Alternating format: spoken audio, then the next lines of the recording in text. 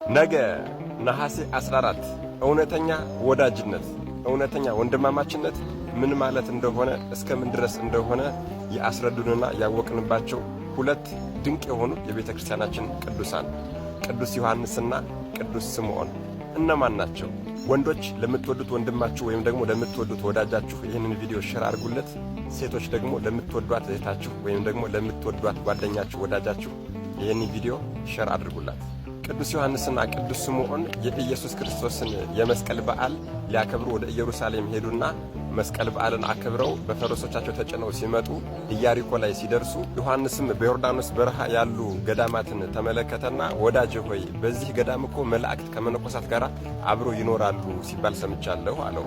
ወዳጁ ስምዖንም አዎ በዚህ እኮ አብረናቸው ብንኖር መላእክትን የማየት ዕድል ይኖረናል ተባባሉና ከፈረሶቻቸው ወርደው እነዚህ ሰዎች የባለጸጋ ቤተሰቦች ናቸውና በአጃቢ ነው የሚሄዱት የነበረ ከአጃቢዎቻቸው እንደምንም ብለው አምልጠው ሊጸዳዱ እንደሆነ አድርገው ቀስ ብሎ ሾልከው ወደ በረሃው ወደ ገዳሙ መሄድ ጀመሩ። የዮርዳኖስንም ጎዳና ተጉዞ ከሰዎቻቸው ከራቁ በኋላ ጸሎት እናድርግ፣ በጣም እንጣጣል፣ አንዱ ወደ ከተማ በሚወስደው መንገድ አንዳቸው ደግሞ ወደ ገዳሙ በሚወስደው መንገድ ቆሙና እጣው ወደ ወጣልን መንገድ እንሄዳለን ተባባሉና እጣውን አውጥተዋል። እጣውም ወደ ገዳሙ መንገድ ወጥቶላቸዋል። ጉዟቸውንም ደስ እያላቸው ወደ ገዳሙ አድርገዋል። ታዲያ በጎዳና ላይ እየሄዱም እያለ አንዱ ለአንዱ እንዳይመለስ ወደ ኋላ ይፈራ ነበር። ምክንያቱም ዮሐንስ የቤተሰብ ፍቅር አለውና፣ ስምዖንም ደግሞ ገና አንዲት ቆንጆ ኮረዳ አግብቶ ነው የመጣና ስለ ትዳሩ ብሎ እንዳይመለስ ያኛው ስለ ቤተሰቡ እንዳይመለስ እያሉ እርስ በርሳቸው ጸሎት እያደረጉ ጉዟቸውን ወደ ገዳሙ አደረጉ። ከዚህም በኋላ ወደ እግዚአብሔር ጸለዩ። እንደዚህም አሉ፣ እኛ እንድንመነኩስባት የተፈቀደች ገዳም ካለች ምልክት ትሆነን ዘንድ ክፍት ሆና እናገኛት፣ ማንኳኳት አይጠበቅብንም ተባባሉ። ወደ አንዲት ገዳምም እየደረሱ ሲሄዱ የዚያች ገዳም አበምኔት ኒቆን ይባላል። ይሄ ኒቆን የተባለም ድንቅ ተአምር በማድረግና በራእዩ የሚታወቅ ቅዱስ ነበር። ታዲያ በሌሊት በራእይ እግዚአብሔር መጣና በጎቼ ወደ በሩ ይገቡ ዘንድ በሩን አትዝጋባችሁ ክፍት አድርገው የሚል ድምፅ ሰማ። በሚቀጥለውም ቀን ወደ በሩ በሄደ ጊዜ እነዚህ ሁለት ወዳጆች ወደ ገዳሙ መጥተዋል። የእግዚአብሔር እንግዶች እንደሆኑም አድርጎ በራእዩ መሰረት ተቀብሏቸዋል። የምንኩስናን ሥርዓትና ትምህርትም አስተምሯቸዋል። ታዲያ በአመክሮ ላይ እያሉም ያኔ ከተማ እያሉ በወሬ ይሰሙት እንደነበረው አንዱ መነኩሴ የብርሃን አክሊል አድርጎ መላእክትም ከበውት ተመልክተዋል። በዚህም የተነሳ ወደ አባታቸው ሄደው እባክን ቶሎ አመንኩሰን ብለውታል። አበምኔት ቅዱስ ኒቆስም ለምንኩስና ብቁ እንደሆኑ አረጋግጦ አመንኩሷቸዋል። በሌሊት በጨለማ ብርሃን ተገልጾላቸው እስከሚተያዩ ድረስ ለብቃት ደረጃ ደርሰዋል። እዛ መነኩሴ ላይ ያዩትንም የብርሃን አክሊል ተቀዳጅተዋል። መላእክትም እየከበቧቸው እየጠበቋቸውና እየተራዷቸው ጸሎትን ማድረግ ጀመሩ። ከዚያም በሁለቱም ሕሊና ውስጥ ከመነኮሳቱ ተለይተው ወደ በረሃ እንዲገቡና ተጋድሏቸውን የበለጠ እንዲያጠነክሩ ሐሳብ መጣባቸው። ይህንንም ሐሳብ በተነጋገሩ ሰዓት በዚያው ሌሊት ብርሃንን የለበሰ አንድ ሰው መጥቶ ለአበምኔቱ የእግዚአብሔር በጎች ይወጡ ዘንድ ገዳሙን ክፈት የሚል ትእዛዝ አዝዞት ሄደ። አበምኔቱም ከቅድስናቸው የተነሳ ሊለዩት እንደሆነ በአወቀ ጊዜ እያዘነ ወደ በሩ በሄደ ጊዜ በሩ ቀድሞ ተከፍቶ አገኘው። በዚያም ሰዓት እነዚህ ሁለት ወዳጆች ሊወጡ ተዘጋጅተው ነበረ። እያለቀሰ ሊሰናበታቸው ሲጠጋ በትረ መንግሥትን በፊታቸው ላይ አይቶ እጅግ በጣም ተደነቀ። ከዚያ ረዥም ጊዜ ጸሎት እያደረገ አብሯቸው እያለቀሰ ከተሰናበታቸው በኋላ በጸሎቱ እንዲያስባቸው እንዳይለያቸው ካሳሰቡት በኋላ አርጋኖን ወደ ተባለ ወንዝ ሄደዋል። በዚያም አንድ ገዳማዊ ብቻው ይኖርባት የነበረች ዋሻ አግኝተዋል። በዚያች ውስጥም ይሄ ገዳማዊ ሲመገቡ የነበረውን ምግብ አግኝተው በዚያ ያንን እየተመገቡ መኖር ጀመሩ። በዚህም ሰዓት ሰይጣን እየመጣ ይፈታተናቸው ነበረ። አባታቸው አበምኔቱ አባ ኒቄዎስም በጸሎት እየመጣ ይራዳቸው ነበረ።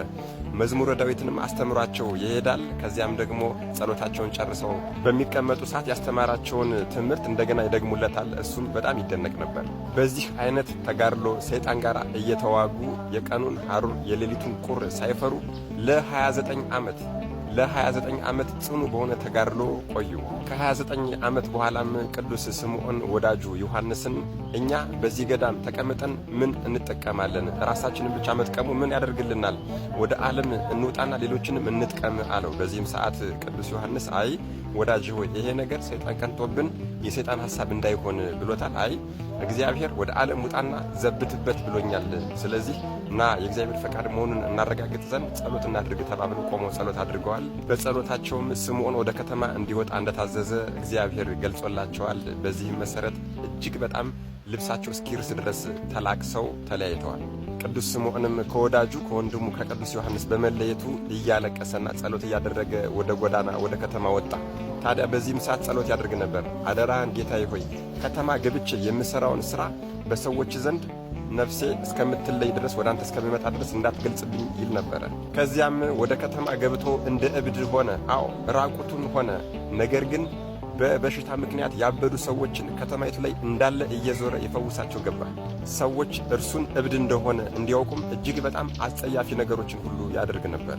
እሳትን በእጁ የሚጨብጥበት ጊዜም አለ። የሞተ ውሻንም ወገቡ ላይ አስሮ እየጎተተ የሚጫወትበት ጊዜም አለ። በእሁድ ሰንበትም በቅዳሴ ጊዜ አውቆ እየገባ መቅረዞችን የሚሰብርበት ጊዜም አለ።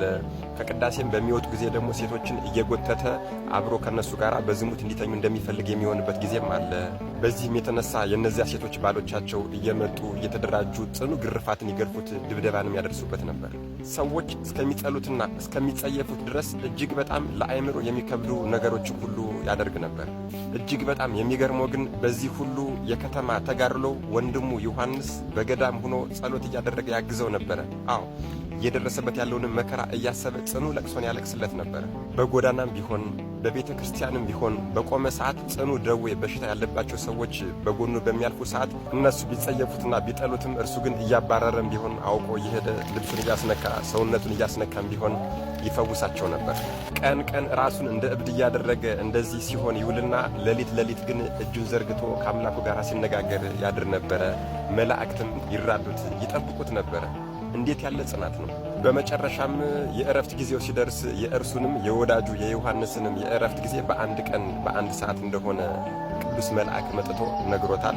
ለሕዝበ ክርስቲያኑ በሙሉ ረዥም ጸሎት ካደረገ በኋላም ወደ ወይን ሐረግ ውስጥ ሂዶ ተኝቶ ከወዳጁ ከወንድሙ ከዮሐንስ ጋር ነፍሱን በእግዚአብሔር እጅ ሰጥቷል።